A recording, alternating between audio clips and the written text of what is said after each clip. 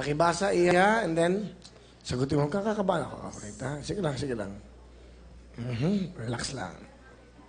2 years ago, sinalba ng iyong manliligaw ang mga magulang mo mula sa nasusunod niyong bahay. Dahil malaki ang utang na loob mo sa kanya, sinagot mo siya. Pero ngayon ay na-realize mo na hindi mo siya mahal. Hindi ka masaya sa piling niya. Ano ang gagawin mo? Ganda yan. Gandang tanong yan. Ang gagawin ko, Will, magiging honest ako sa kanya. Kasi kapag niloko ko siya, hindi lang naman siya yung niloloko ko rin yung sarili ko. Saka, pwede naman din kaming manatiling magkaibigan. Saka, maaring balang araw, pasalamatan niya pa ako na hindi kami nagkatuluyan kasi matatagpo rin niya rin yung babae na para sa kanya. Okay yan. Very well said. Thank you very much. Patricia Convento. Masaya na. Nakakatawa ito eh. Parang di siya nag-i-enjoy kausap ako eh. Sabi lang niya. Basahin mo na. Meron kang kaibigang lalaki na naging crush mo. Walang chance maging kayo dahil may girlfriend siya. Ang girlfriend niya ay medyo playgirl at tinitake for granted ang kaibigan mo. Isang araw, inamin ng kaibigan mo na nagkakalabuan sila.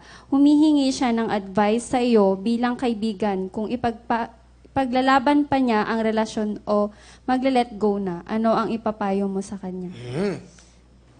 Ang sasabihin ko sa kanya, kung talagang mahal niya yung tao, syempre, tatanggapin niya kung sino siya. And hindi ko sila papakialaman, hindi ako mag-take ng opportunity para makuha ko yung attention ng best friend ko para lang mahalin niya ako. And aantayin ko na lang, siguro hindi siya yung lalaki para sa akin. Aantayin ko na lang yung tamang lalaki na darating sa buhay ko. Yun. Thank you very much, Aprilyn Taganas. Thank you and good luck, ha? Last envelope na yan, pakisagot na lang. May contestant dito sa Wheel of Fortune na naging viral sa internet. Sa episode na ito, umami ng banda musiko member na si Delphine na na-inlove na siya sa best friend niyang si Vane. Ay, Vane. Kung ikaw si Vane at biglang umami ng best friend mo na in-love siya sa iyo, pero hindi ka naman in-love sa kanya, ano ang magiging reaction mo sa revelasyon niya? Paano mo may iwasan na masaktan siya? Kung ako si Vane, mas pipiliin ko na maging totoo doon kay yung sa musiko na, sino po yun? Si Delphine. Kasi kung hindi ako magiging totoo sa kanya, mas masasaktan ko lang yung loob niya.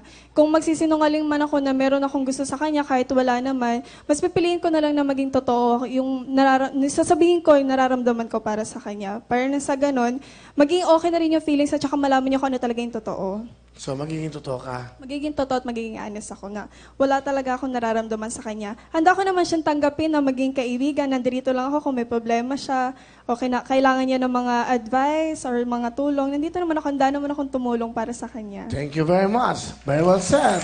From Miss Salia Choice Coronico. Good luck, ladies. And the winner for today!